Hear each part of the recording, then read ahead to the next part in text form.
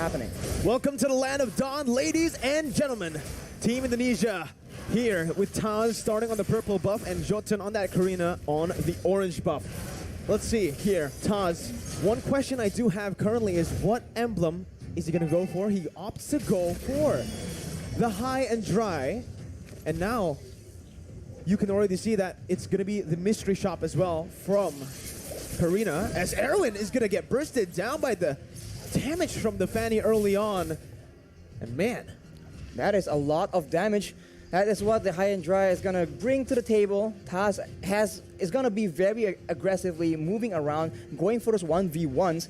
And unless Argentina has solid control in the lanes, then they can actually, that's how they need to play to get the opportunities to shut down, to collapse onto Tazz, who is going over aggressive. Here though, Jotun is going to have a bit of a rougher time in his jungle as Tazz was able to pick up that kill.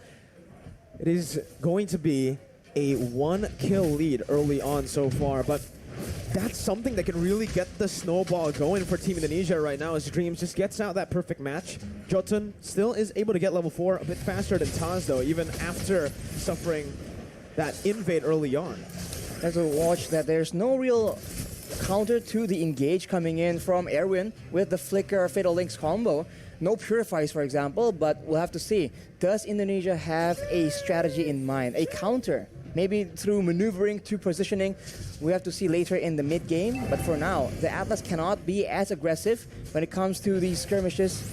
So we'll have to wait until about level 4. And now with the first turtle spawning, you can see action building up near that top side. Both teams are playing it a bit passive here early on, but wait a minute, a solo kill in the gold lane by Brands, the Indonesian king of marksmen there, as he is able to actually win out up against the damage. Tazz, out of nowhere with Dreams, finds the Divine Judgment. Now Tazz just going mad with the cables, and that's going to be Hijume who picks up a double kill. Papa Dog caught in his own jungle. Psychots just does some damage, puts him back and forces him to recall. 2 minutes in, and it's Indonesia who has a pretty solid lead. Just like that, 2 kills on the table. That is how fast. That is the X factor we talk about whenever Indonesia is being mentioned. Out of nowhere, these plays will just keep happening, so Argentina need to be on their toes. The composition of Indonesia is all about that pickoff, so they cannot leave their member alone. I think we saw Meteoro use the Cult Altar, but it was just a bit too late, unfortunately, and that cannot happen again, because that is one of the core ways they have to counter Indonesia right now. 3 minutes in, that's a turtle secured for free by Indonesia. Psychots in that XP lane as well, getting a pretty substantial lead with Brands doing the same. So far, all 3 lanes are controlled by Indonesia. And this is a good read as well. Brands knows something is up, knows that Erwin has been missing on the map for quite a long time, so he plays it safe. Meanwhile, Indonesia, Dreams and Hijume, they don't decide to rotate. They decide to just keep that pressure in the mid lane to, again, relieve some of that pressure from the other lanes.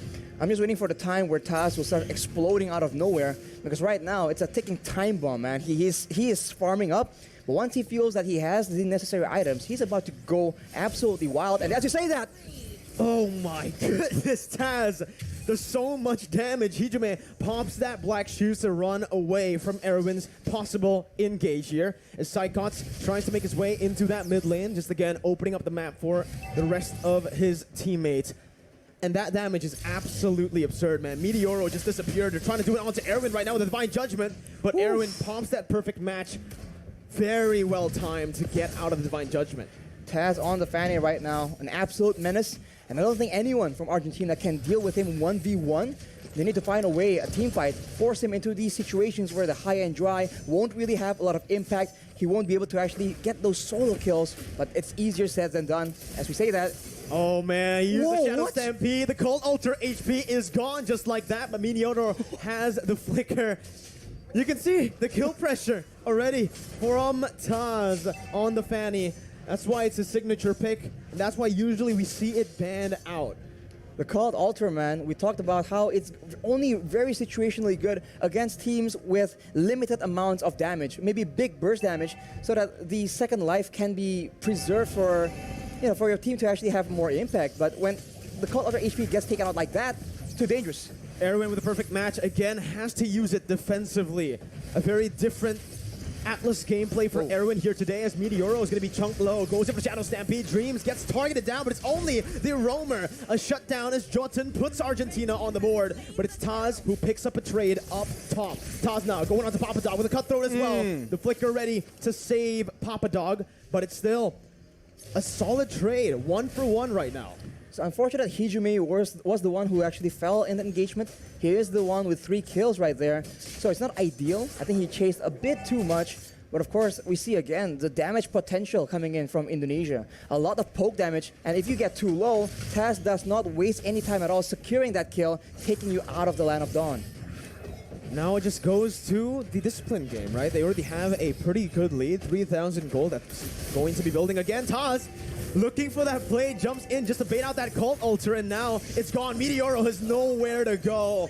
Bro. A brilliant decision by Tazz as well. He didn't get turret aggro, so he just played around the minions, forced Meteoro to pop that cult altar. It's pretty impressive. Very impressive. And it's just too fast. If you wait for the right moment, you might get taken out before using it, but the Fatal Link is being used, Mirko. Only to Dreams right now, who is the roamer, who can soak in a whole lot of damage, and now it comes down to Tazz, who's able to rotate down below. Jotun finds a pick, Brands gets taken down. That's going to be a 2v1 situation. A 2-for-1 trade as well, but it is going to be equalized in that mid lane. Psychots, flickers forward, gets the double kill, and makes it a 3-for-2. That axe accuracy coming in from Psychots. A 3-for-2, not ideal, but I guess at this point, Argentina need to get themselves on the board right here. If they play a bit too safe, they're just waiting for the members of Indonesia to set up for the next play. And as we can see, it can come just like that. Divine Judgments, bravest fighters, and of course, Tazz just slice and dice him all the way through in the back line. The damage, look at that. He went for 2 items early on. It's going to be the Heptaseas and also the Melthic Roar. So he knows that Argentina are going to start to pile up on that physical defense. Going for just physical penetration as early as 7 minutes in the game will basically mean he'll deal true damage. Not to mention, he is up against essentially 3 heroes that can go tank, so it's a very smart adjustment decision in the item builds. And now with that lead, Indonesia is just pressuring away the members of Argentina from this turtle. They're still able to secure the purple buff, but right now, full control for Indonesia, unless Argentina does something unexpected. Erwin, with that flicker, we've seen him make the plays happen, but can he replicate the same success? 2 ultimates burnt out by Tazz. What? Go away. Cult Altar, 2 very crucial ultimates when it comes down to the team fights. And just like that, the engage potential that Argentina had, the pick potential with Erwin, it disappears because of the counter engage that Indonesia can constantly threaten with. Dreams jumps in, finds the Divine Judgment onto Meteoro, knowing he does not have that Cult Altar, and Brands picks him up like it's nothing. Dreams now opening up the map, going to be targeted down. Dreams going to be taken down by Argentina. A 1-for-1, but it is the mid laner taken down for the roamer. Look at the mid lane though, the wave management coming in from the Indonesians. We've talked about this since the drafting phase, and Argentina is absolutely feeling it. Even when they get a kill, it doesn't look like they're getting any control, and look at the aggression. Papa Dog dove under the tier 1. Tazz styling, and Hijime picks up the kill. Papa Dog 0-1 currently. Again, he tried his best early on. He went even in lane against Psychots, but because Tazz has had such a good time around the map, just getting kills and getting the snowball rolling, he can start to melt these tanks down. Psychots up top waiting in the bush, jumps in with the bravest fighter, forces the go away before the fight even starts. Erwin is forced to use the perfect match now as Psychots gets caught, but he baits enough of the resources out. One frontliner for another. Erwin for Psychots as Indonesia looks for the re-engage. And Tazz is a monster. Jumps in like it's nothing, jumps out like it's nothing. How is he able to maneuver like in curves on a Fanny? We see linear movements with the cables, but this man, he is drifting right now. It does feel like he's drifting, you know, he's playing those cables in a way where it looks like he is actually going around the walls. But this is his signature hit. This is the reason we usually never see it get left open. And this man was a mid laner, so now in the jungle position, this man is just flexing all this mechanical skills, the killer instinct as well. And when he is that accurate with the cables, how can you like play as a backline for Argentina, but Papadog is the one being targeted? Melted down instantly here by Psychots and Brands. Erwin tried his best to pop that conceal and the perfect match to reach towards his teammate, but Papadog just gets bursted down too fast because, again, of the items. Even Brands with the Hunter Strike in the Mlbb Roar, with the BO3 completed so early on. Man, he can actually just burst that whole team. Yeah, right as I say it, on cue, Brands pops that Renner, gets Meteoro to a quarter of his HP, swaps to the Bennett and clears out the wave easily with the BO3 completed. Now, I need to ask you a question, Arashi. Argentina, how do they come back in the game, if it's even still possible? They need to get a shot down somehow, some way, man. I mean, they have some tools to get a catch, but they need to make the proactive movement. They can't wait for Indonesia to go in like this. Well, the Cold Ultra's there. Oh, no! Gets baited in by Tazz with the cables. Meteoro falls as well as that Psychots who finds the double. Brands completing the Haas clause will mean that he will no longer need to recall. He can just hit a few minions, go for a few creeps in the jungle, and get back to full HP. Jotun trying his best to look for a play. Tazz and Brands with that combo. The snipe from the purple buff and Tazz with the cables as Psychots jumps in once again onto the Bravest Fighter. But it is going to be the go-away pop as well by Argentina. Meteoro backing off. Cold Ultra already used. 11 minutes in and 2 base turrets have fallen. See the discipline coming in from the Indonesians, having so much momentum and yet so patient. Snipe does not connect from Brands, but like I said, now with the Cold Altar, when do you pop it? Is it when Tazz comes flying in? Is it when Brands is charging up the Snipe because he can one-shot you as well?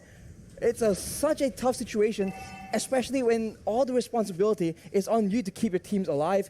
Meteoro with a Cold Altar, and we can see that Erwin, he is definitely feeling the pressure. He needs to make a play, but if he tries too hard, if he forces it, this is what will happen. Indonesia can absolutely take over.